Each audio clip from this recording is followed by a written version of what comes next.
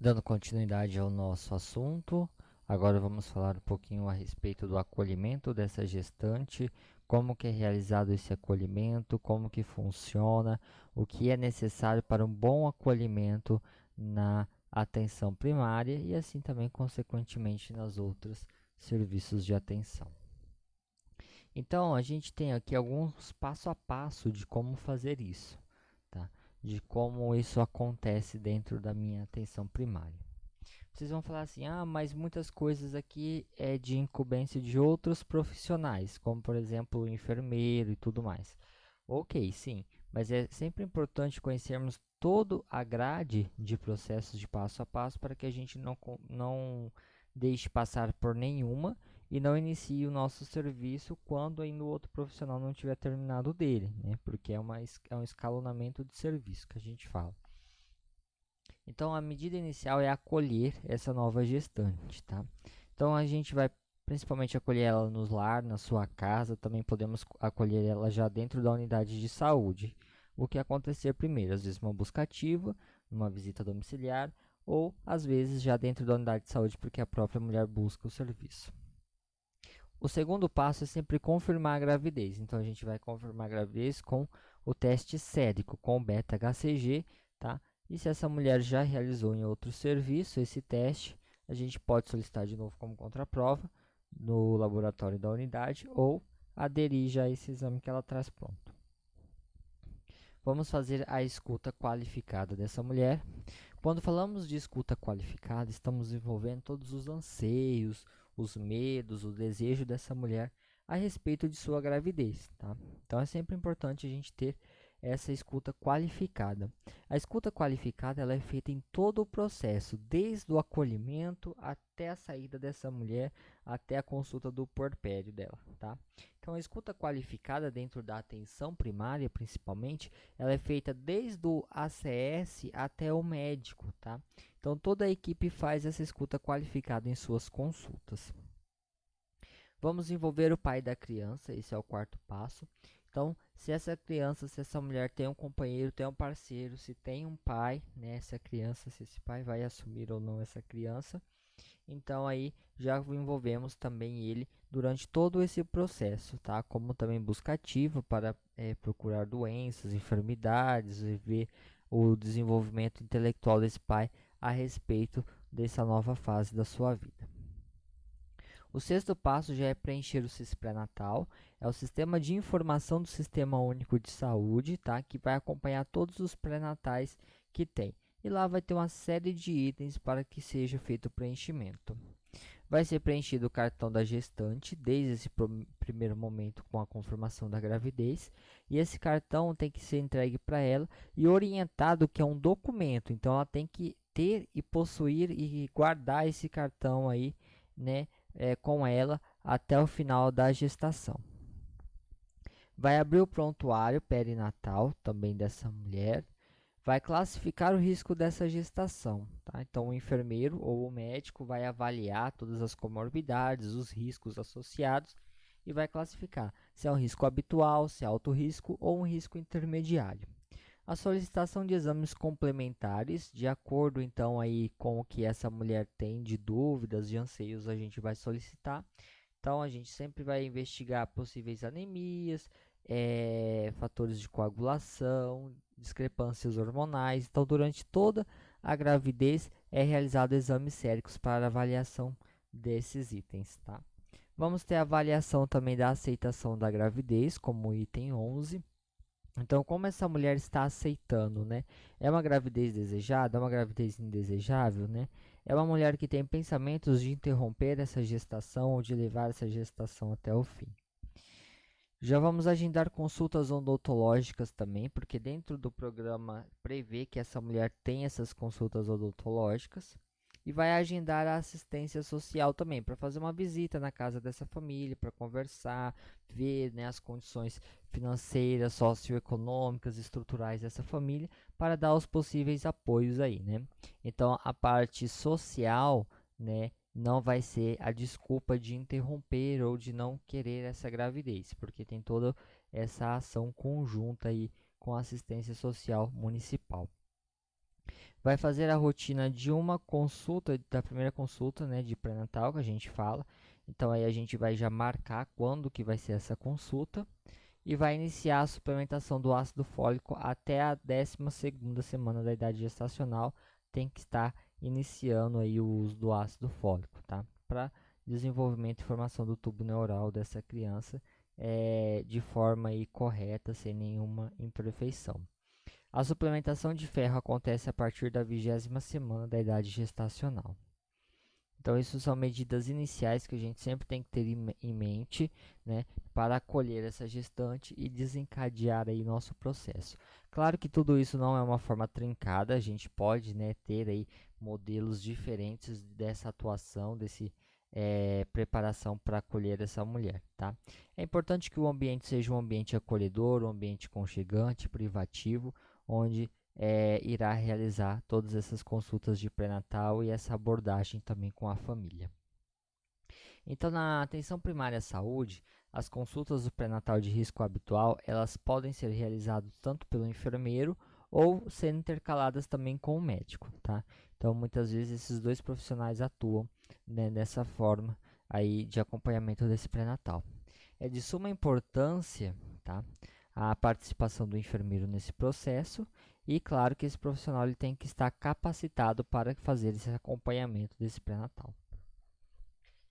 O profissional enfermeiro, geralmente, ele tende a coletar uma anamnese mais completa e a gente tem um roteirinho também de coleta desse histórico. A anamnese, a gente sabe que é o nome que se dá ao exame físico, aos dados coletados dessa mulher. Então, na anamnese, a gente sempre vai ter a apresentação, a gente se apresenta, né? Vai ter, sempre tratar o cliente pelo nome, porque ele tem nome, entendeu? Não é mãezinha, não é paizinho, não é, né? Não tem nada desses zinhos aí, é sempre tratar pelo nome. Vamos ter já aí dados importantíssimos para anexar no prontuário, na caderneta, né, da gestante do pré-natal, o DOM, a idade gestacional, que a gente já aprendeu. Vamos sempre ter aí uma coleta de queixas, sintomas, de intercorrências obstétricas, de intercorrências gestacionais durante esse período. As dúvidas dessa gestante devem ser sempre escalonadas, então a gente sempre vai ter aí uma série de dúvidas, né, anotadas, e ao longo desse pré-natal eu tenho a minha missão de praticamente zerar essas dúvidas. Vamos coletar também todos os antecedentes ginecológicos dessa mulher, tá? Então, o que que teve de doenças ginecológicas, o que que já teve de partos, né? Como essas crianças nasceram. Vai pesquisar sinais de alarmes, né? Que vai ser indicativos para uma gestação aí que vai sair do meu risco habitual para um risco mais acentuado. O uso de medicamentos que essa mulher faz, pois sabemos que muitos medicamentos são incompatíveis com a gestação ou pode causar aí alguma alteração. Os hábitos alimentares, que por vezes podem ser modificados, causando aí uma série de melhoras desse quadro total. O uso de cigarros, de bebidas, de drogas ilícitas também, as angústias e preocupações dessas mães sempre tem que ser levantado nesse histórico. Condições de trabalho, então onde essa mulher trabalha, como ela trabalha, isso tudo também é muito importante, tá? Os hábitos intestinais, como é que ela está com a eliminação intestinal, tem intestino preso, não, tá? Tem um apoio da família, tem um apoio da sociedade, tem como é seu sono, seu repouso, seus níveis de estresse, atividade física, então tudo isso a gente deve coletar nesse exame físico geral, nessa anamnese. Já no exame físico específico do pré-natal, tá, que a gente não vai abordar a parte do exame físico geral, que todos já conhecem, né, aqueles que a gente faz em clínica médica, em clínica cirúrgica, em unidades de terapia intensiva. Então, o exame físico específico do pré-natal, a gente sempre vai pesar essa mulher, vai medir a estatura dela, se ainda não tem esse dado, e sempre anotando nos prontuários e no cartão da gestante. Vai fazer o controle da pressão arterial, vai aferir essa pressão, vai fazer o exame das mamas, né? Igual a gente faz o exame de detecção e rastreamento para câncer de mama. Vai pesquisar edemas nas pernas, na face, na região lombar dessa mulher. Vai fazer a palpação obstétrica, que vamos ver mais à frente como isso é feito. A medida uterina é uma medida que também vamos ver essa técnica, mas ela só é realizada após a 12ª semana de gestação, tá? Que aí já começa a ter o desenvolvimento e o aumento, né, da altura uterina. Registrar sempre as movimentações fetais, se esse feto ele está se movendo, se está mexendo. A ausculta cardiofetal, né? Essa ausculta também é somente após a 12ª semana que é possível escutar os batimentos cardiofetais, e a gente faz isso através, né, do aparelhinho chamado Doppler, né, e enfim, recebe outros nomes também. O exame físico cardíaco pulmonar, realizado pelo enfermeiro. O exame ginecológico e o Papa Nicolau, né, sempre, se for indicado pelo enfermeiro, realizar ele. E refazer a classificação de risco em todas as consultas, caso essa mulher possa evoluir para um outro risco. Aferição da pressão arterial, como estamos falando, né, com profissionais da área da saúde, profissionais da área da enfermagem, sempre é imprescindível saber fazer a técnicas, né, correta desses achados. A pressão arterial na mulher na gestação é um forte indício aí, tá, de intercorrências e de como vai evoluir essa gestação.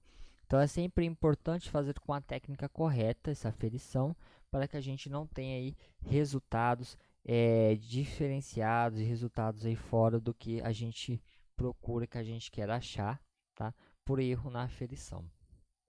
Então vamos reunir todos os materiais necessários, vai fazer higiene da mão, vai certificar que esse aparelho ele esteja calibrado, né, no caso o esfigmo, vai explicar todo o procedimento para a gestante e vai verificar se ela não está com a bexiga cheia, se ela não praticou exercícios físicos, se não ingeriu bebida alcoólica, café, alimentos estimulantes, tá? Ou fumou 30 minutos antes dessa medida. Então isso é muito importante. Ah, veio caminhando, a minha casa aqui do lado, tudo bem? Não, tudo bem. Senta, 5 minutinhos, 10 minutinhos, a gente faz a aferição para ver como é que está essa pressão arterial. A gestante sempre sentada em um ambiente calmo, tá? Então vai ficar ali sentadinho por volta de 5, 10 minutos. Vai apoiar o braço em uma superfície, com a palma da mão voltada para cima, tá? Esse braço sempre na altura do coração, tá? E aí vai ser feito o desnudamento do braço e vai sempre fazê-lo mantendo o cotovelo ligeiramente fletido, tá? Esse cotovelo. Vai localizar a artéria braquial por palpação e vai colocar o manguito ao redor do braço da gestante, ajustando em cima da borda do cotovelo, no indicativo da artéria aí, aonde foi feita a palpação. O manguito ele sempre deve estar em consonância com o tamanho adequado da circunferência do braço dessa gestante. Se é uma paciente que com mais massa, né? Então, ou seja, massa gordurosa, massa magra, né?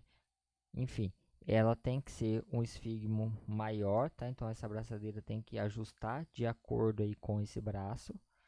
Vai palpar o pulso radial, vai inflar o manguito até desaparecer. Desapareceu o pulso radial que a gente fala, a gente vai para estimar a pressão arterial sistólica. Então vai desinsuflar rapidamente. Aguarda alguns segundos, vai posicionar o esteto sobre a artéria braquial, vai insuflar novamente o manguito, tá? E aí, após chegar ao valor que a gente viu anteriormente, que some o pulso radial, a gente insufla mais 30 milímetros de mercúrio, tá? A mais do que aquele valor anterior. E aí é feita a desinsuflação que vai me dar esse valor da minha PA, da minha pressão sistólica e diástole. O exame físico das mamas, ele é feito a inspeção, que é a primeira parte desse exame. Então essa paciente, ela vai estar, né, com a parte de cima desnuda, sempre proporcionar privacidade a essa mulher. E a fase inicial é sempre com essa cliente sentada. Então ela sentada vai ficar com os braços, né, caídos para baixo e depois os braços vai ser levantados para trás da nuca. E depois esses braços na cintura, tá? Na linha da cintura, as mãos. Nisso tudo eu vou avaliar de forma inspeção. Eu vou avaliar com os olhos, os contornos, a forma, o volume dessas mamas, se não tem nenhum abaulamento ou algo do tipo. Após isso eu vou para a palpação. Aí a cliente ela é deitada, tá? Nessa fase inicial, com o braço do lado do examinador da cabeça para cima. Então, sempre o lado que vai ser examinado a mama, aquele braço vai ser colocado atrás da cabeça, tá?